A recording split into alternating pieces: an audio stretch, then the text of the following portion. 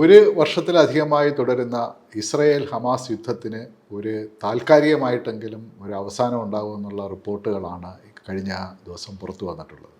അതായത് അമേരിക്കയുടെയും ഖത്തറിൻ്റെയും ഈജിപ്തിൻ്റെയും മധ്യസ്ഥതയിൽ ഒരു വെടിനിർത്തൽ കരാറ് ഇസ്രയേലും ഹമാസും തമ്മിലുണ്ടാകുമെന്നാണ് കരുതപ്പെടുന്നത്. അതിനെക്കുറിച്ചിട്ടാണ് ഞങ്ങളിന്ന് ഡിസ്കസ് ചെയ്യുന്നത് ഹരിയ ഡിസ്കഷൻ ഇനിഷ്യേറ്റീവ്.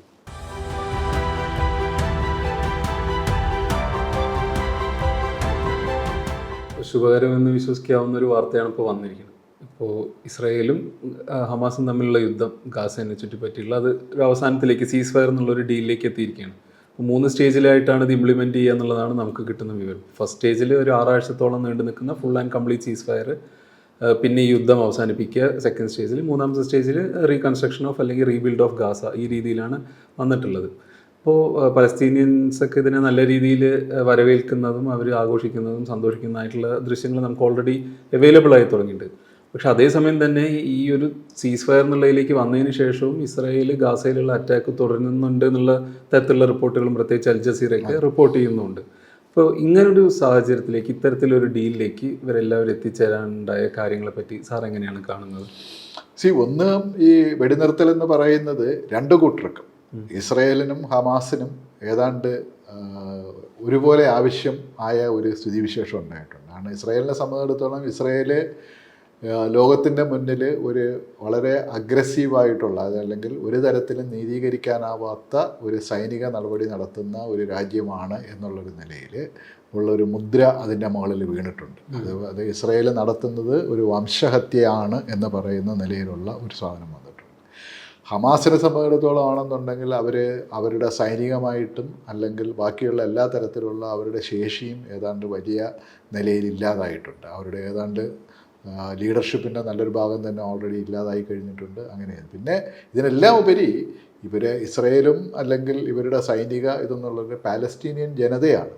ഏതാണ്ട് 2.3 മില്യൺ ജനതയാണ് ഗാസയിൽ നിന്ന് ഡിസ്പ്ലേസ്ഡ് ആയിട്ടുള്ളത്. വീടും ഇല്ല, ഒന്നുമില്ലാതായിട്ടുള്ള അവസ്ഥയുണ്ട്. ഈ ജനതയെ സംബന്ധിച്ചിടത്തോളം അത് ഇപ്പോൾ നമ്മുടെ ഏറ്റവും പുതിയ റിപ്പോർട്ടുകൾ തന്നെ പറയുന്നത് ഗാസ ഏതാണ്ടൊരു ക്ഷാമത്തിൻ്റെ അവസ്ഥയിലാണെന്നാണ്.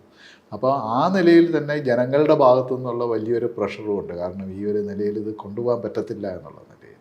അപ്പോൾ അത് ഇതാണ് ഇമ്മീഡിയറ്റ് ആയിട്ടുള്ള. കാരണം ഈ കോൺഫ്ലിക്റ്റിൻ്റെ പ്രധാനപ്പെട്ട 3 ശക്തികൾ, ഒന്ന് ഇസ്രയേൽ എന്ന ഭരണകൂടം, ഹമാസ് എന്ന് പറയുന്ന സംഘടന, 3 പാലസ്തീനിലെ ജനങ്ങൾ.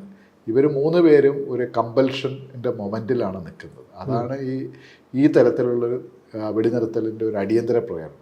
പിന്നെ അതിൻ്റെ പശ്ചാത്തലമായിട്ട് വരുന്നത് അമേരിക്കയിൽ വരുന്ന പുതിയ ഭരണമാറ്റമാണ്. അപ്പം അമേരിക്കയിൽ ഭരണമാറ്റം വരുമ്പോഴത്തേക്ക് ഇതിപ്പം ചില ഒബ്സർവേഴ്സ് പറയുന്നത്, അതിൻ്റെ ചെറിയ കമ്പാരിസൺ നടത്തുന്നത് 1980 റൊണാൾഡ് റേഗൻ അധികാരത്തിൽ വരുമ്പോഴത്തേക്ക് അന്ന് ഇറാനിലെ അമേരിക്കൻ എംബസിയിൽ ബന്ദികളാക്കി വെച്ചിരുന്ന അമേരിക്കൻ ഉദ്യോഗസ്ഥരെ വിട്ടയക്കുന്ന അതുപോലെ ആണ്. അതിന് സമാനമായിട്ടാണ് ഇപ്പം ട്രംപ് 20 അധികാരം ഏറ്റെടുക്കുന്നതിൻ്റെ തൊട്ട് മുമ്പായിട്ട് ഇവിടെ ഒരു സീസ് ഫയർ, ഞാൻ വന്ന ഉടനെ തന്നെ ഒരു സീസ് ഫയർ വന്നു. അതിൻ്റെ ഒരു മുഴുവൻ ക്രെഡിറ്റും ട്രംപ് ഏറ്റെടുക്കാനുള്ളതിൻ്റെ എല്ലാ സാധ്യതകളും ഉണ്ട്. അപ്പോൾ അതാണ് ഈ ഒരു ഇമ്മീഡിയറ്റ് ആയിട്ടുള്ള ഈ ഒരു ഇതിൻ്റെ സീസ് ഫയറിൻ്റെ ഒരു കാരണം. പക്ഷെ അത് ഉള്ളപ്പോൾ തന്നെ ഇത് എത്രത്തോളം നിലനിൽക്കുമെന്നും ഏത് തരത്തിലുള്ളൊരു ഒരു പൂർണ്ണമായിട്ടുള്ളൊരു സമാധാന അന്തരീക്ഷം ഈ പറയുന്ന പ്രദേശത്ത് ഉണ്ടാക്കുമെന്നുള്ളതിനെ കുറിച്ചിട്ട് ആൾക്കാർക്ക് വളരെയധികം സംശയങ്ങളും ആകാംക്ഷകളും ഉണ്ട്. കാരണം ഇസ്രയേലും അല്ലെങ്കിൽ അമേരിക്കയും പിന്തുടരുന്ന ഒരു നയമെന്ന് പറയുന്നത് ഒരു പാലസ്തീൻ സ്റ്റേറ്റ് എന്ന് പറയുന്നത്, അതായത് അവർ ഈ പ്രശ്നം പരിഹരിക്കാനായിട്ട് പറയുന്ന ഒരു ഫോർമുല 2 നേഷൻ തിയറി എന്നുള്ളതാണ്. പാലസ്തീൻ വെസ്റ്റ് ബാങ്കും ഗാസ മുനമ്പും ചേരുന്ന പ്രദേശത്ത് പാലസ്തീന് ഒരു സ്വതന്ത്ര രാജ്യമാകുക എന്ന് പറയുന്ന ഒരു എഗ്രിമെൻറ്റ്, അതാണ് ഓസ്ലോ കരാറും മറ്റതുമെല്ലാം മുന്നോട്ട് വെച്ചിരുന്ന ഒരു വാഗ്ദാനം. പക്ഷെ അത് ഒരിക്കലും ഇസ്രയേലും അമേരിക്കയും അംഗീകരിക്കാനുള്ള ഒരു സാധ്യതയില്ല എന്നാണ് കഴിഞ്ഞ ഓസ്ലോ കരാർ മുതലുള്ള ഇതുവരെയുള്ള ചരിത്രം കാണിക്കുന്നത്. ഇത് മാത്രമല്ല, ഇപ്പോഴാണെന്നുണ്ടെങ്കിൽ പ്രത്യേകിച്ച് ഗസയിലെ യുദ്ധം നടക്കുമ്പോൾ തന്നെ ഈ വെസ്റ്റ് ബാങ്കിൽ വളരെ സംഘടിതമായിട്ടുള്ള ജൂത കുടിയേറ്റം ഇവർ നടത്തുന്നുണ്ടായിരുന്നു. ഇപ്പോൾ തന്നെ ആ പ്രദേശത്തിൻ്റെ ഏതാണ്ട് 22% ഇവർ ഇസ്രായേലി സെറ്റിലേഴ്സ് അവർ അവർ കയ്യേറിയിട്ടുണ്ടെന്നാണ് പറയുന്നത്. അത് 7 ലക്ഷത്തോളം പേരുണ്ടെന്നാണ് പറയുന്നത് അവരുടെ ഈ സെറ്റിലേഴ്സ്. അപ്പോൾ ഈ സെറ്റിലേഴ്സ് എന്ന് പറയുന്നത് അവർ വളരെ ഒരു തരം വളരെ മിലിറ്റൻ്റ് ആയിട്ടുള്ള ഒരു സെറ്റിലേഴ്സാണ്. അവർ മറ്റേ ബൈബിളിക്കൽ ലെവലിൽ ഇത് ഞങ്ങളുടെ രാജ്യമാണ്, ഞങ്ങൾക്ക് വാഗ്ദത്ത ഭൂമിയാണ് എന്ന് പറയുന്ന നിലയിൽ വിശ്വസിക്കുന്ന ഒരു തരം കൂട്ടരാണ്. അപ്പോൾ അങ്ങനെയുള്ളവർക്ക് ഇപ്പോൾ അമേരിക്കയിലടക്കമുള്ള ഒരുപാട് ഈ ക്രിസ്ത്യൻ സയനിസ്റ്റ് സംഘടനകളുണ്ട്. അവർ ഇതിന് സപ്പോർട്ടാണ്. അല്ലെങ്കിൽ ഐപാക് എന്ന് പറയുന്ന America Israel public affairs committee എന്ന് പറയുന്ന ഒരു വലിയ ലോബിയുണ്ട് അമേരിക്കയിലെ ഏറ്റവും പ്രധാന ജൂയിഷ് ലോബി എന്നാണ് പറയുന്നത്. അവരെല്ലാവരും തന്നെ ഈ വെസ്റ്റ് ബാങ്കിലെ സെറ്റിൽമെൻറ്റിനെ സപ്പോർട്ട് ചെയ്യുന്നവരാണ്. അപ്പോൾ ഇതെല്ലാം തന്നെ ഒരു ശാശ്വതമായ ഒരു സമാധാനത്തിൻ്റെ അന്തരീക്ഷമായിരിക്കില്ല അവിടെ വരുന്നത്. പക്ഷേ ഇപ്പോഴത്തെ ഒരു അവസ്ഥയിൽ നിന്ന്, ഇപ്പോഴത്തെ ഒരു ഡെഡ് ലോക്ക് എന്ന് പറയുന്ന ഒരു സ്ഥിതിയിൽ നിന്നും ഒരു മാറ്റം ഇതുണ്ടാകും. അത് ഏറ്റവും അതിൻ്റെ ഒരു ഗുണഫലം ഉണ്ടാകാൻ പോകുന്നത് ഈ ഗാസയിലെ ആൾമോസ്റ്റ് നിരാലംബരായി മാറ്റപ്പെട്ട ഈ മനുഷ്യർക്കായിരിക്കും. കാരണം അവരിപ്പോൾ ഏതാണ്ട് ഒന്നുമില്ലാത്തതാണ്. ഗാസയിലെ 90% കെട്ടിടങ്ങളും ആശുപത്രികൾ, സ്കൂളുകൾ, മറ്റുള്ള എല്ലാ സാധനങ്ങളും നശിപ്പിക്കപ്പെട്ട് കഴിഞ്ഞു എന്നാണ് പറയപ്പെടുന്നത്. ഇനിയിപ്പം അവർക്ക് അവിടെ തിരിച്ചു വരാനായിട്ടുള്ളൊരവസരം ഉണ്ടാവും എന്നുള്ളതിൻ്റെ ഒരു സാധനവും. പിന്നെ ഹ്യൂമാനിറ്റേറിയൻ എയ്ഡ് ഇപ്പോഴത്തെ ഒരു കണക്ക് പ്രകാരം ഇന്നിപ്പം പറഞ്ഞിട്ടുള്ള കണക്ക് പ്രകാരം ഇവർ സമാധാന കരാർ ഇപ്പോൾ അതിൻ്റെ ഫസ്റ്റ് ഫേസ് തുടങ്ങുമ്പോഴത്തേക്ക് ഒരു ദിവസം 600 ട്രക്ക് ലോഡ് ഓഫ് സാധനങ്ങളും വസ്തുക്കളും ഇതും ഹ്യൂമാനിറ്റേറിയൻ എയ്ഡ് എന്ന് പറയുന്ന നിലയിലേക്ക് ഗാസയിലേക്ക് കൊണ്ടുവരാൻ അനുവദിക്കുമെന്നുള്ളതാണ് ഇത് ചെയ്യുന്നത്. അപ്പം ഒരു ദിവസം 600 ട്രക്ക് ലോഡ് എന്ന് പറയുമ്പോഴത്തേക്ക് നമുക്ക് ഊഹിക്കാവുന്നതേ ഉള്ളൂ അവിടുത്തെ ഒരു ഹ്യൂമാനിറ്റേറിയൻ ക്രൈസിസ് എത്രത്തോളം വലുതാണെന്നുള്ള കാര്യം. അമേരിക്കയുടെ ഒക്കെ കാര്യം പറയുമ്പോൾ സാറ് പറഞ്ഞ പോലെ തന്നെ ഇപ്പോൾ ബൈഡൻ ആണെങ്കിലും ട്രംപ് ആണെങ്കിലും ഇതിൻ്റെ ഒരു ക്രെഡിറ്റ് ഏറ്റെടുക്കാനുള്ള ഒരു മത്സരത്തിലാണ്. അതെ. ബൈഡൻ വന്നിട്ട് എൻ്റെ പരിശ്രമ ഫലം കൊണ്ടാണെന്നുള്ള രീതിയിൽ സംസാരിക്കും. പക്ഷെ അതേസമയം ട്രംപ് വരുന്നതോടനുബന്ധിച്ചിട്ടാണ് ഇപ്പോൾ ഇത്രയും കാലം ചെയ്യാമായിരുന്നു ബൈഡന്, പക്ഷേ ചെയ്യാതെ ഇപ്പോൾ ട്രംപ് വരുന്നതിനോടനുബന്ധിച്ചാണ് ഈ ഒരു സംഭവം നടന്നതിന്. അപ്പോൾ അധികാരം ഒഴിയുന്നതിന് മുന്നേ ഇതിൻ്റെ ക്രെഡിറ്റ് എടുക്കാൻ ബൈഡനും അധികാരത്തിൽ ഞാൻ വരുന്നതുകൊണ്ടാണ് ഇത് മാറി എന്നുള്ള രീതിയിൽ ട്രംപും ഇതിനെ വ്യാഖ്യാനിക്കും. അത്തരത്തിൽ തന്നെ ലോക നേതാക്കളെല്ലാവരും തങ്ങൾ ഇതിൽ പങ്കെടുത്തിട്ടുണ്ട് ഈ ഒരു പീസ് കൊണ്ടുവരാൻ. ഇപ്പോൾ UK ആണെങ്കിലും അത്തരത്തിലുള്ളൊരു പ്രതികരണമാണ് ഇപ്പോൾ UK പ്രൈം മിനിസ്റ്ററിൻ്റെ ഭാഗത്തു നിന്നൊക്കെ ഉണ്ടായിട്ടുള്ളത്. അപ്പോൾ ഈ ഒരു സംഭവം നിലനിൽക്കുമ്പോൾ തന്നെ നമ്മൾ എത്രത്തോളം ഇസ്രായേലിനെ വിശ്വസിക്കാൻ പറ്റും എന്നുള്ളത്. അതേസമയം ബൈഡൻ്റെ കാര്യമാണെങ്കിലും ഇപ്പോൾ ഇസ്രായേലിനെ എത്രയും കൂടുതൽ ഫണ്ട് ചെയ്തതും എല്ലാം US തന്നെയാണ്. ഇക്കാര്യത്തിൽ എല്ലാ തരത്തിലുള്ള സഹായം, ഇപ്പോൾ ആയുധങ്ങളായിട്ടാണെങ്കിലും പൈസയായിട്ടാണെങ്കിലും എല്ലാ സഹായവും ചെയ്തു കൊടുത്തത് ബൈഡനാണ്. ഇസ്രായേലാണെങ്കിൽ ഇത്രയും കാലം ഇപ്പോൾ ചരിത്രത്തിൽ നോക്കിയാൽ പോലും അവർ ഈ സീസ് ഫയർ എന്നുള്ള ടേംസിനോട് എത്രത്തോളം അവർ കംപ്ലൈ ചെയ്യുന്നുള്ളതൊരു ചോദ്യമാണ്. അപ്പോൾ ഇന്ന് തന്നെ സീസ് ഫയർ ഒരു അനൗൺസ്മെൻറ്റ് ഉണ്ടായതിനു ശേഷവും അവർ തുടർന്നും ഗാസയിൽ ബോംബിംഗ് നടന്നു കൊടുക്കുക. അപ്പോൾ എത്രത്തോളം ഇവർ വിശ്വസിക്കാൻ പറ്റും? എന്തായിരിക്കും ഈ പലസ്തീൻ ആൾക്കാരുടെ ഒരു ഭാവി? അവർക്ക് സുരക്ഷയൊക്കെ എങ്ങനെയായിരിക്കും? നമുക്ക് ലഭ്യമായ കമൻറ്റേറ്റേഴ്സ് എല്ലാം തന്നെ അവർ വെടിനിർത്തലിനെ സ്വാഗതം ചെയ്യുമ്പോൾ തന്നെ ഇത് എത്രത്തോളം ശാശ്വതമാവും എന്നുള്ളതിൻ്റെ ഒരു സംശയം അവരെല്ലാവരും ഉന്നയിക്കുന്നുണ്ട്. ഇപ്പോൾ അവർ പറയുന്നത് രോഗിക്ക് തൽക്കാലം ജീവൻ കിട്ടി, പക്ഷേ എത്ര കാലം അത് മുന്നോട്ട് പോകുമെന്നുള്ളത് പറയാൻ പറ്റില്ല. അതായത് ഗാസയിലെ ഇന്നത്തെ അവസ്ഥയെക്കുറിച്ചിട്ടാണ് അവർ പറയുന്നത്. പക്ഷേ ആ ജീവൻ കിട്ടുക എന്ന് പറയുന്നത് വളരെ ഇമ്പോർട്ടൻ്റ് ആയിട്ടുള്ള കാര്യമാണ്. കാരണം 46,000-47,000 ആൾക്കാർ ഇതിനിടയിൽ അവിടെ കൊല്ലപ്പെട്ടിട്ടുണ്ടെന്നാണ് ഔദ്യോഗികമായ കണക്കുകൾ.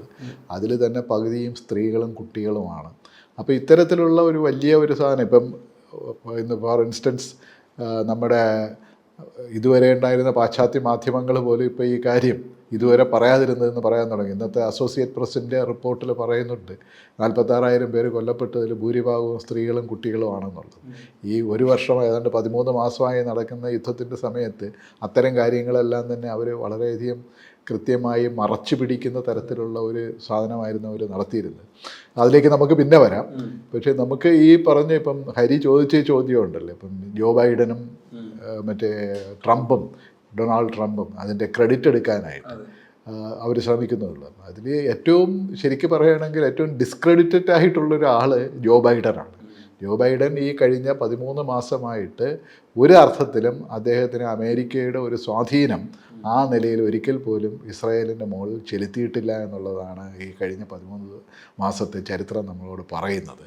ഇത് മാത്രമല്ല, അദ്ദേഹത്തിൻ്റെ പേര് തന്നെ മാറിയിട്ടുണ്ട്. ചരിത്രത്തിൽ അദ്ദേഹം അറിയപ്പെടാവുന്നത് ജനസൈഡ് ജോ എന്നുള്ളൊരു പേരിലാണ് അദ്ദേഹം അറിയപ്പെടുന്നത്. അതുകൊണ്ട് ഈ നിമിഷം ഈ സീസ് ഫയർ എഗ്രിമെൻ്റ് വന്നു എന്ന് പറഞ്ഞുകൊണ്ട് അദ്ദേഹത്തിനെ ഈ പറയുന്ന ഈ ഇസ്രയേലിൻ്റെ ഈ വലിയ ഈ ആക്രമണം, അല്ലെങ്കിൽ ഗാസയിലെ സാധാരണ ജനങ്ങൾക്ക് നേരെ നടത്തിയിട്ടുള്ള ഈ ആക്രമണത്തിൽ നിന്ന് എൻ്റെ ഉത്തരവാദിത്വത്തിൽ നിന്ന് രക്ഷപ്പെടാൻ പറ്റില്ല. എന്ന് മാത്രമല്ല, ഏറ്റവും അവസാനം വരെയും പുതിയൊരു സൈനിക അല്ലെങ്കിൽ ആയുധ പാക്കേജ് കൂടെ ഇസ്രായേലിന് അദ്ദേഹം കൊടുത്തിട്ടുണ്ട്. ഈ കഴിഞ്ഞ ആഴ്ചയും ഒരു പുതിയ പാക്കേജ് അദ്ദേഹം അനൗൺസ് ചെയ്തിട്ടുണ്ട്.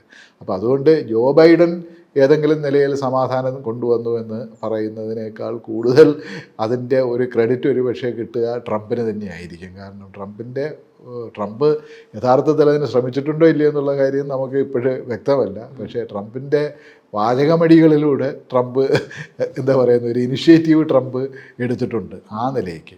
അപ്പോൾ അതിൻ്റെ ഒരു ആ നിലയിൽ ട്രംപിന് തന്നെയായിരിക്കും, അല്ലെങ്കിൽ ഒരു ആ പൊസിഷനിങ്ങിൽ ട്രംപ് തന്നെയായിരിക്കും ഒരു പക്ഷേ മുന്നിട്ട് നിൽക്കുക. ഇപ്പോൾ ഇസ്രായേൽ ഗാസ യുദ്ധം നമ്മളിപ്പോൾ പല കാര്യങ്ങളും പഠിപ്പിച്ചിട്ടുണ്ട്, അല്ലെങ്കിൽ പല ചർച്ചകൾക്കും വഴി ഒരുക്കിയിട്ടുള്ളൊരു സംഭവമാണ്. ഇപ്പോൾ ചരിത്രത്തിൽ തന്നെ ഇത്രയും ഡോക്യുമെൻ്റഡ് ആയിട്ടുള്ള ഒരു ജനസൈഡ് ഉണ്ടായിട്ടുണ്ടോ എന്നുള്ളത് ഉണ്ടായിട്ടില്ല എന്ന് തന്നെ വേണം പറയാം. കാരണം ഈ മെയിൻ സ്ട്രീം മീഡിയ ഇതിനെ എത്രത്തോളം മറച്ചു പിടിക്കാൻ ശ്രമിച്ചാലും ഒരു ആൾട്ടർനേറ്റ് മീഡിയ പോലെ സോഷ്യൽ മീഡിയയിൽ കൂടെ, പ്രത്യേകിച്ച് ട്വിറ്ററിലൂടെയൊക്കെ റെഗുലറായിട്ട് ഇതിൻ്റെ സത്യാവസ്ഥ വരികയും അതിൻ്റെ അത്രയും മനസ്സ് മടിപ്പിക്കുന്ന അല്ലെങ്കിൽ അത്രയും വേദനിക്കുന്ന ദൃശ്യങ്ങളൊക്കെ പുറത്തു വരികയും ലോകത്തിനോട് തുറന്നു പറയും ഇങ്ങനെയൊക്കെയാണ് നടക്കുന്നത്. അപ്പോൾ ചരിത്രത്തിൽ പലർക്കും ഇസ്രായേലിനോട് സപ്പോർട്ടിൽ നിന്നതോ അല്ലെങ്കിൽ ഇതിലൊരു ലിബറൽ സ്റ്റാൻഡ് എടുത്തോ അല്ലെങ്കിൽ രണ്ട് ഭാഗത്തും ചേരാത്ത ആൾക്കാർ വരെ ഇത് കണ്ടിട്ട് പലസ്തീൻ്റെ ഭാഗത്ത് നിൽക്കണം, അത്തരത്തിലുള്ള കുറേ സംഭവങ്ങളൊക്കെ ഇതിൻ്റെ ഭാഗമായിട്ട് ഉണ്ടായിട്ടുണ്ട്. അപ്പോൾ ആസ് എ സൊസൈറ്റി അല്ലെങ്കിൽ ഈ മീഡിയ എങ്ങനെയാണ് ഇതിനെ ട്രീറ്റ് ചെയ്തത്, നമ്മൾ എങ്ങനെയാണ് ഇതിനോട് പ്രതികരിച്ചത്, നമ്മുടെ ഒരു എങ്ങനെയാണ് ഇതിന് പറയുക, നമ്മളൊരു ഹെൽപ്ലെസ് ആയ ഒരു അവസ്ഥ, അപ്പോൾ സഹായിക്കണം എന്ന് ആഗ്രഹമുള്ളവർക്ക് പോലും സഹായിക്കാൻ പറ്റാത്തൊരവസ്ഥ, അത്തരത്തിലുള്ള കുറേ പാഠങ്ങളും ചർച്ചകളുമാണ് ഈ ഒരു സംഭവം നമുക്ക് വഴിയൊരുക്കി തന്നത്, ഈ ഒരു ഇസ്രായേൽ ഗാസ യുദ്ധം. ഇപ്പോൾ പല കാര്യങ്ങളും, ഇപ്പോൾ ക്രിസ്ത്യൻ മിഷണറീസിൻ്റെ ഒക്കെ കാര്യം പറയുകയാണ്. ഇപ്പോൾ യേശു ക്രിസ്തുവിൻ്റെ കാലത്തേക്ക് വരെ അടയാളപ്പെടുത്തുന്ന കുറേ ആളുകളും ചേർച്ചസും ഒക്കെ അവിടെ ഉണ്ടായിരുന്നു. ഇതുപോലും നശിപ്പിച്ചിട്ട് പോലും അമേരിക്കയുടെ ഭാഗത്തുനിന്നോ കൺസർവേറ്റീവ് സൊസൈറ്റി എന്നൊക്കെ പറയുക, ഓർത്തഡോക്സ് സൊസൈറ്റിയുടെ ഭാഗത്തുനിന്നോ ഒരു തരത്തിലുള്ള പ്രതിഷേധമോ പ്രശ്നങ്ങളോ ഒന്നും ഉണ്ടായിരുന്നില്ല. അവരിതിനെയൊക്കെ സപ്പോർട്ട് ചെയ്യുന്ന ഒരു നിലയാണ് വന്നിട്ടുള്ളത്. അപ്പോൾ ഈ മീഡിയയുടെ ഇതിനോടുള്ളൊരു ട്രീറ്റ്മെൻറ്റ് ആളുകൾ എന്നുള്ള രീതിയിൽ അല്ലെങ്കിൽ ഒരു സൊസൈറ്റി എന്നുള്ള രീതിയിൽ ആകുമ്പോഴത്തൊരു പോപ്പുലേഷൻ അല്ലെങ്കിൽ ഒരു ലോകം ഇതിനെ എങ്ങനെയാണ് നേരിട്ട് എന്നുള്ളതിനെ പറ്റി സാർ എങ്ങനെയാണ് വിശകലനം ചെയ്യുന്നത്? അല്ല, ഞാൻ പറയുന്നത് നമ്മൾ ലോകത്തിനെ അല്ലെങ്കിൽ ലോകത്തിനെ നമ്മൾ ഗാസ യുദ്ധത്തിന് മുമ്പും പിമ്പും എന്നുള്ള നിലയിലേക്ക് ഒരു ക്ലാസിഫിക്കേഷൻ തന്നെ നടത്താൻ പറ്റുന്നൊരു സ്ഥിതിവിശേഷമാണ്. കാരണം അത്രയും നിലയിലുള്ള ഒരു സംഭവങ്ങൾ ഈ കഴിഞ്ഞ 13 മാസത്തിനുള്ളിൽ നമ്മൾ വിറ്റ്നസ് ചെയ്ത് കഴിഞ്ഞിട്ടുണ്ട്. നേരത്തെ ഹരി പറഞ്ഞതുപോലെ ഒരു 24 മണിക്കൂറും നമ്മൾക്ക് നമ്മുടെ മുന്നിലൂടെ കാണുന്ന ഒരു ജനസൈഡ് എന്ന് പറയുന്നത് ഒരുപക്ഷെ ആദ്യമായിട്ടായിരിക്കും. ഇതിനു മുമ്പെല്ലാം നമ്മൾ അവിടെ നടന്നു. ഇപ്പോൾ എൻ്റെയൊക്കെ ഓർമ്മയിൽ ഏറ്റവും ഇതായിട്ട് വന്നിട്ടുള്ളത് യുഗോസ്ലേവിയയിൽ നടത്തിയിട്ടുള്ള ബോംബിംഗ് ആയിരുന്നു. നാറ്റോയുടെ ബോംബിങ് വളരെ എത്ര ദിവസങ്ങളോളം നീണ്ടു നിന്ന ബോംബിങ് നടത്തിയിട്ടുണ്ട്. പക്ഷെ അതും ഇതുപോലെ ലൈവ് ടെലികാസ്റ്റ് ഇല്ലായിരുന്നു. ഇന്ന് ഈ ലൈവ് ടെലികാസ്റ്റ് നമുക്കിന്ന് നമ്മുടെ മൊബൈൽ ഫോണിൽ കാണാവുന്ന നിലയിൽ, അതായത് നമ്മൾ ഈ ഹോളിവുഡ് സിനിമയിൽ ഒരു ദൃശ്യം കാണുന്ന ഒരു കൗതുകത്തിൻ്റെ നിലയിലേക്ക് ഡ്രോണുകൾ വന്ന് വീഴുന്നതും അല്ലെങ്കിൽ റോക്കറ്റുകൾ ഫയർ ചെയ്യുന്നതും ഈ നമ്മൾ കാണുന്നുണ്ട്. പക്ഷേ ഈ ഓരോ ഡ്രോണിലും ഓരോ റോക്കറ്റിലും ഏതാണ്ട് നിരവധി മനുഷ്യരാണ് കൊല്ലപ്പെടുന്നത്, അല്ലെങ്കിൽ ആശുപത്രികളാണ് നശിപ്പിക്കപ്പെടുന്നത്, സ്കൂളുകളാണ് നശിപ്പിക്കപ്പെടുന്നത് എന്ന് പറയുന്ന ഇതിൻ്റെ ഒരു ഗ്ലാമറിൽ പലപ്പോഴും മറച്ചു വയ്ക്കപ്പെടുന്നത് അല്ലെങ്കിൽ ഇല്ലാതാക്കപ്പെടുകയും ചെയ്യുന്നതിൻ്റെ ഒരു സാധനം ഉണ്ടായിരുന്നു. രണ്ട്, വളരെ സിസ്റ്റമാറ്റിക് ആയിട്ട് പാലസ്തീനികളുടെ അസ്തിത്വത്തെ തന്നെ നിഷേധിക്കുന്ന തരത്തിൽ അല്ലെങ്കിൽ അതിനെ റെക്കഗ്നൈസ് ചെയ്യാത്ത തരത്തിലുള്ള ഒരു ട്രീറ്റ്മെൻറ്റാണ് മുഖ്യധാരാ മാധ്യമങ്ങൾ നടത്തിയിട്ടുള്ളത്. അപ്പം നമുക്ക് നമ്മുടെ ഇൻഫർമേഷൻ മുഴുവൻ നമ്മൾ ഡിപ്പെൻഡ് ചെയ്യുന്നത്, അല്ലെങ്കിൽ നമ്മുടെ സാധാരണ ഇൻഫർമേഷൻ മുഴുവൻ ഡിപ്പെൻഡ് ചെയ്യുന്നത് വെസ്റ്റേൺ മീഡിയ ഔട്ട്ലെറ്റ്സ് ആണ്. അത് ന്യൂസ് ഏജൻസികളാവാം, വലിയ ടെലിവിഷൻ ഏജൻസികളാവാം, അല്ലെങ്കിൽ വലിയ ന്യൂസ് പേപ്പറുകളാവാം. അപ്പോൾ ഇവരെല്ലാവരും ഫോളോ ചെയ്തിട്ടുള്ള ഒരു പാറ്റേൺ നോക്കിക്കഴിഞ്ഞാൽ നമ്മൾ പറയുന്ന വളരെ ലിബറലും പ്രോഗ്രസീവും എന്നെല്ലാം പറയുന്ന ദിനപത്രങ്ങളായിട്ടുള്ള ന്യൂയോർക്ക് ടൈംസ് പോലുള്ള പത്രങ്ങളും വാഷിങ്ടൺ പോസ്റ്റ് പോലുള്ള പത്രങ്ങളും എല്ലാം തന്നെ ചെയ്തതെന്ന് പറഞ്ഞാൽ വളരെ സിസ്റ്റമാറ്റിക്കായിട്ട് പാലസ്തീനിയൻസിനെ അദൃശ്യവൽക്കരിക്കുക എന്നുള്ളതാണ്, ഇറേസ് ചെയ്യുക എന്നുള്ള ഒരു നിലയിലുള്ളൊരു സാധനമാണ് ഇത് ചെയ്തത്. അപ്പോൾ അവിടെ നിന്നാണ് ഇപ്പോൾ ഹരി പറഞ്ഞതുപോലെയുള്ള ഓൾട്ടർനേറ്റീവായിട്ടുള്ള മീഡിയകളിലൂടെയാണ് നമ്മൾ യഥാർത്ഥത്തിൽ അവിടെ എന്താണ് നടക്കുന്നത് എന്നുള്ളതിനെക്കുറിച്ചിട്ടുള്ള ഒരു ചിത്രം വരണത്. അപ്പം മുഖ്യധാരാ മാധ്യമങ്ങളുടെ ഒരു ക്രെഡിബിലിറ്റി, ഒരു വിശ്വാസ്യത ഒരു പക്ഷേ ഏറ്റവും അധികം ഇല്ലാതാവുന്ന തരത്തിലുള്ള ഒരു ഒരു ഒരു കമ്മ്യൂണിക്കേഷൻ അല്ലെങ്കിൽ ഒരു മീഡിയ ഡിസമിനേഷൻ നടന്നിട്ടുള്ള ഒരു ഇവൻ്റ് കൂടിയാണ്. ആ നിലയിൽ ഇത് വളരെയധികം ഇനിയുള്ള ദിവസങ്ങളിൽ ഒരുപക്ഷെ വളരെയധികം പഠിക്കപ്പെടുകയും വിശകലനം ചെയ്യപ്പെടുകയും ചെയ്യും. ഇപ്പോൾ ന്യൂയോർക്ക് ടൈംസ് പോലുള്ളൊരു പത്രം പറയുകയാണ് ജനസൈഡ് എന്നുള്ളൊരു വാക്ക് ഉപയോഗിക്കരുത്. ഇപ്പോൾ ഇതിൻ്റെ കണക്കുകളുണ്ട്. ഇപ്പം ബ്രൂട്ടൽ എന്നോ അല്ലെങ്കിൽ അങ്ങനെയുള്ളൊരു വാക്ക് 77% ആ വാക്കുകൾ ഉപയോഗിച്ചിട്ടുള്ളതും ഹമാസുമായിട്ട് ബന്ധപ്പെട്ടാണ്. ഇസ്രയേലിൻ്റെ ഒരു ആക്രമണത്തെ ഒരിക്കലും ബ്രൂട്ടൽ എന്നോ ആ നിലയിലുള്ള ഒരു പദങ്ങൾ ഉപയോഗിച്ചിട്ട് ഒരിക്കലും ഇത് ചെയ്തിട്ടില്ല. അത് എത്രത്തോളം ഹീനമായിട്ടുള്ള അറ്റാക്കുകളാണ് നടന്നതെന്നുണ്ടെങ്കിൽ. അപ്പം ഇങ്ങനെയുള്ള പഠനങ്ങളെല്ലാം ഓൾറെഡി തന്നെ വന്നിട്ടുണ്ട്. പിന്നെ ഈ പാലസ്റ്റീനിയൻസിൻ്റെ ഈ ശബ്ദം എന്താണ് യഥാർത്ഥത്തിൽ നടക്കുന്നതെന്ന് പറയുന്നതിന് വേണ്ടിയിട്ട് അവർ ചെയ്തിട്ടുള്ളത് ഇപ്പം നമ്മൾ തന്നെ ഒരു സാധനം ജൂയിഷ് കറൻസ് എന്ന് പറഞ്ഞിട്ടുള്ള അമേരിക്കയിൽ ഏതാണ്ട് ഒരു നൂറ്റാണ്ട് പഴക്കമുള്ള ഒരു ജേണലാണ് ജൂയിഷ് കറൻസ് എന്ന് പറയും. അവർ പാലസ്റ്റീനിയൻസിൻ്റെ വേർഷൻ അവർ ജൂയിഷ് ജേണലാണെങ്കിലും അവർ പാലസ്റ്റീനിയൻസിൻ്റെ വേർഷൻ കൊടുക്കുന്ന അതിൻ്റെ എഡിറ്റർ പറഞ്ഞിട്ടുള്ള അവരുടെ ഒരു ഇൻ്റർവ്യൂവിൽ നമ്മൾ ആ മലബാർ ജേണൽ ആ ഇൻ്റർവ്യൂ റീപ്രൊഡ്യൂസ് ചെയ്തിട്ടുണ്ടായിരുന്നു. അവർ പറഞ്ഞതെന്ന് പറഞ്ഞു കഴിഞ്ഞാൽ അവർ ഗാസയിൽ നിന്നുള്ള ആൾക്കാരുടെ വോയിസ് ക്ലിപ്പ് അവർ കേൾക്കുന്നു. അവരിത് അയച്ചു കൊടുക്കും, നെറ്റിലൂടെ അയച്ചു കൊടുക്കും.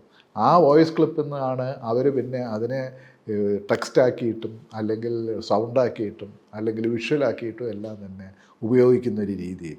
അപ്പം നമ്മുടെ മെയിൻ സ്ട്രീം ചാനലുകൾ അല്ലെങ്കിൽ മെയിൻ സ്ട്രീം ന്യൂസ് മീഡിയ ഒരു വളരെ ഏകപക്ഷീയമായിട്ടുള്ള ഒരു വാർത്താ വിനിമയ അല്ലെങ്കിൽ ഇതിൻ്റെ ഒരു സമ്പ്രദായം രൂപീകരിച്ചപ്പോൾ ജനങ്ങൾ വേറൊരു നിലയിലുള്ള ആൾട്ടർനേറ്റീവായിട്ടുള്ള ഒരു സാധനം രൂപീകരിക്കുന്നത്. ഇപ്പോൾ കഴിഞ്ഞ ദിവസം വന്ന ഒരു ഫോട്ടോ ഉണ്ട്.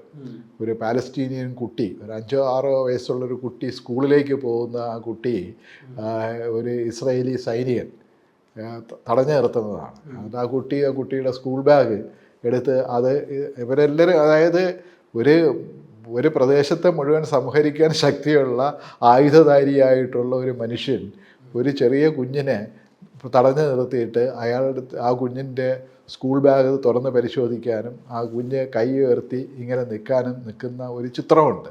ആ ചിത്രം നമ്മുടെ മുഖ്യധാരാ മാധ്യമങ്ങളിൽ ഒരിക്കലും വരത്തില്ല. അല്ലെങ്കിൽ അവരൊരിക്കലും ഇത് സ്വാതന്ത്ര്യത്തിൻ്റെയോ മനുഷ്യാവകാശത്തിൻ്റെയോ ഒരു ചിഹ്നമായിട്ട് ഒരിക്കലും ഈ ചിത്രം മാറുന്നില്ല മുഖ്യധാരാ മാധ്യമങ്ങൾ.